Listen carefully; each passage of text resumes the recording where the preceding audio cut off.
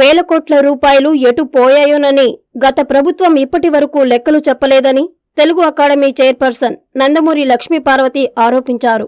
లక్షల కోట్ల రూపాయలు అప్పులు మాత్రమే మిగిల్చి వెళ్లిపోయాడన్నారు. పోలవరాన్ని అస్తవ్యస్తం చేశారని విమర్శించారు.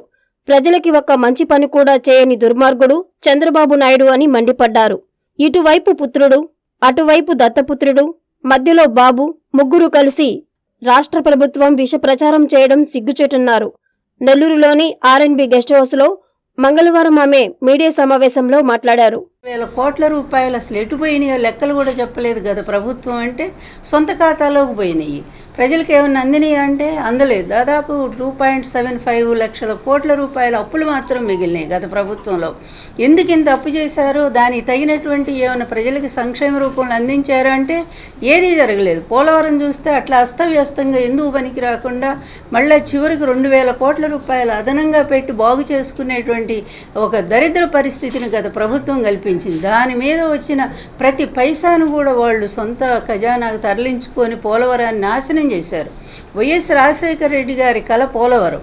అట్లాంటి పోలవరం ప్రాజెక్టు ఆ మహానుభావుడు కేంద్ర అనుమతులు సంపాదించి కుడికాలో ఎడమకాలో ఒక యుద్ధ ప్రాతిపదిక మీద ఆయన ఉన్న తక్కువ సమయంలోనే ఎన్ని మంచి పనులు చేశారనేది మనం ఆలోచించాలి. 14 ఏళ్ళు ముఖ్యమంత్రిగా ఉండేటువంటి ఈ చంద్రబాబు నాయుడు ఎన్ని మంచి పనులు చేశాడు, అది కూడా మనం కంపేర్ చేయాల్సిన అవసరం ఉంది. ఈరోజు చేస్తే అట్లాంటి తనకు అవకాశం వచ్చింది. ప్రభుత్వం జాతీయ ప్రాజెక్టుగా ప్రకటించింది.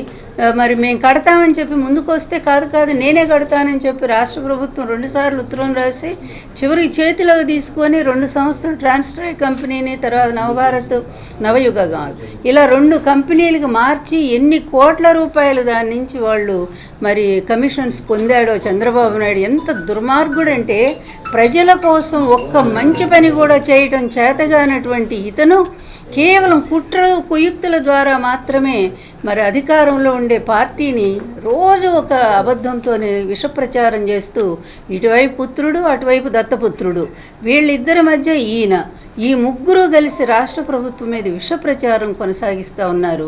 కానీ జగన్మోహన్ రెడ్డి గారు దేనికి చెల్లించట్లేదు. ఒక్కటే ఏం పెట్టుకున్నారు, ప్రజా సంక్షేమమే నా లక్ష్యం.